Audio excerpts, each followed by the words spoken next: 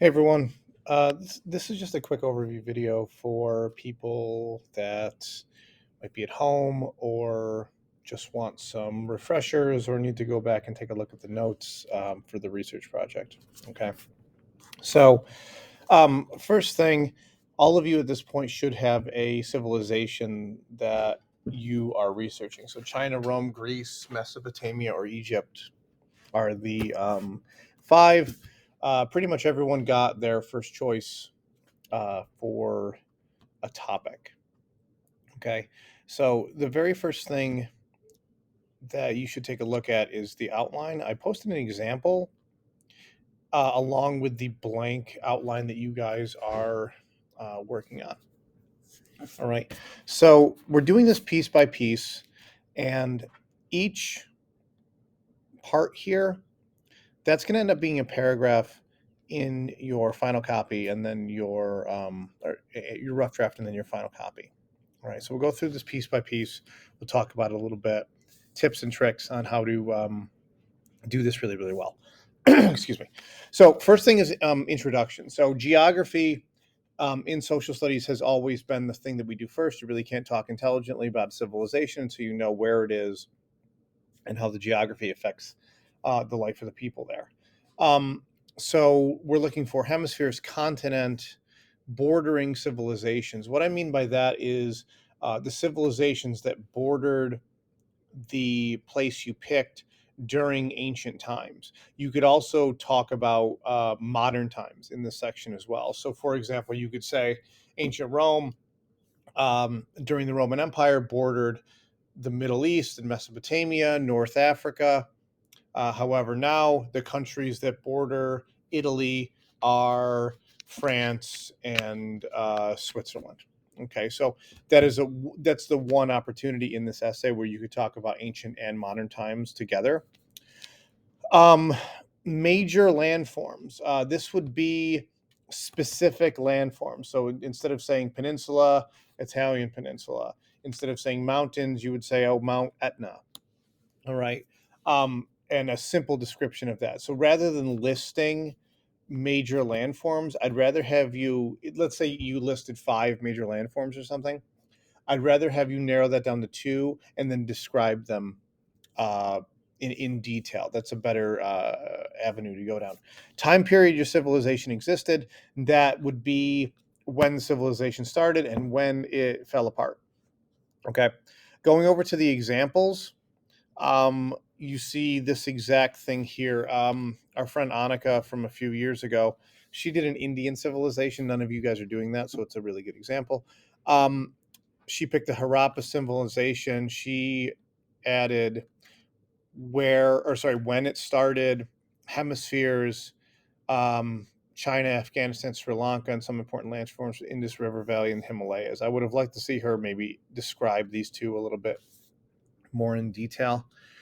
Um, and then she just went to really take a deep dive into the specific geographic details of India um, right here. Okay.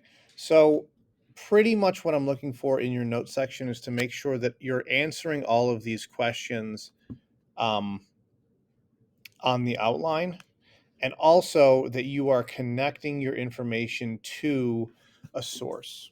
Okay, so in the rough draft and the final copy, I'm asking for at least three sources, two from a website and at least one from a book. Okay, it's really important that you know where the information that you are using came from.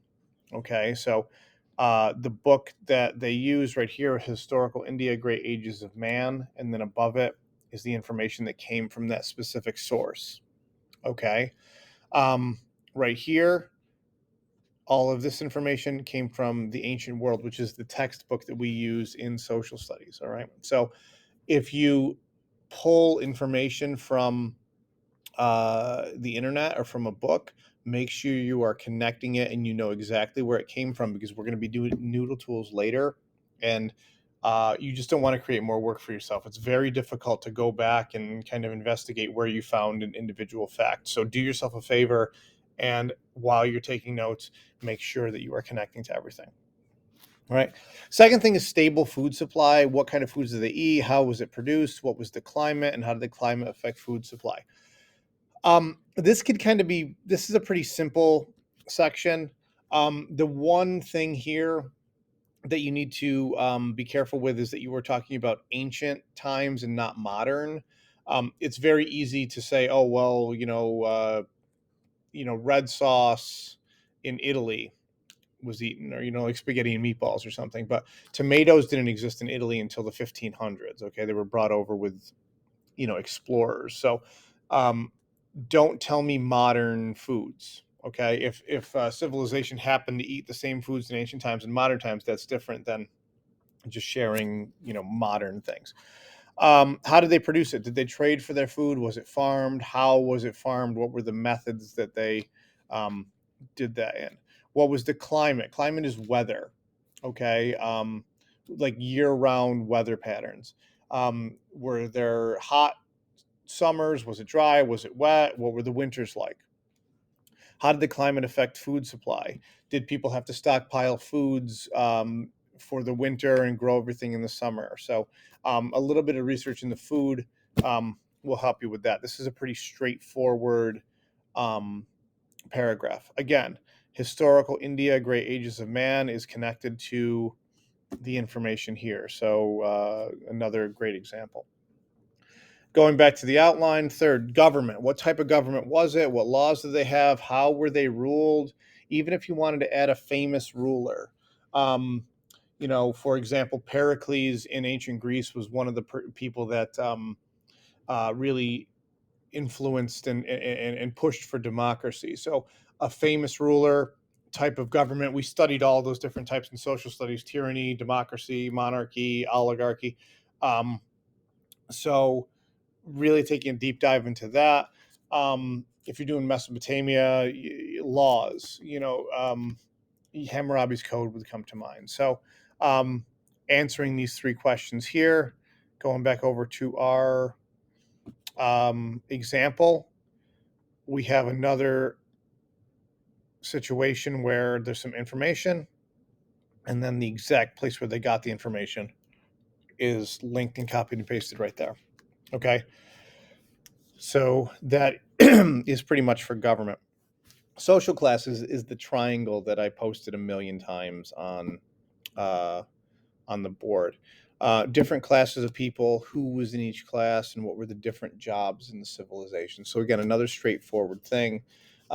Think about the hierarchy of the triangle. So kings at the top, peasants at the bottom, that kind of thing. All right. Looking at our outline here, again, from the ancient world textbook, and then information above it.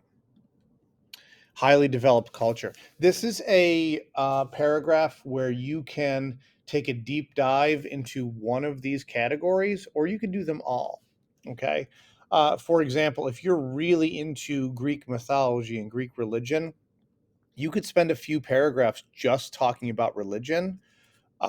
If you're really into Roman architecture, you could spend a few paragraphs only talking about architecture. It's totally up to you. I've seen kids touch on examples of all of these categories and have it turn out really well for them. And I've seen people only focus on one, and it's the same result. So this situation is a little bit more wide open. So my suggestion is pick one to focus on, and if you have enough information to write a couple paragraphs on it, great.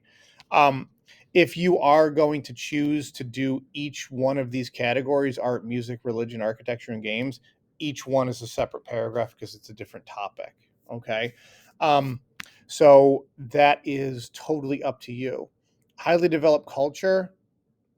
Um, this example here for the Indian civilization, they chose just to focus on religion. Okay. And specifically the religion of Hinduism. Okay. Um, Down here, a little bit information on art. So this person did art and religion, and it worked out just fine for them. So don't think that you have to do everything, but you do have to take it if you're choosing not to do each individual category. You have to take a deep dive into one or two. All right.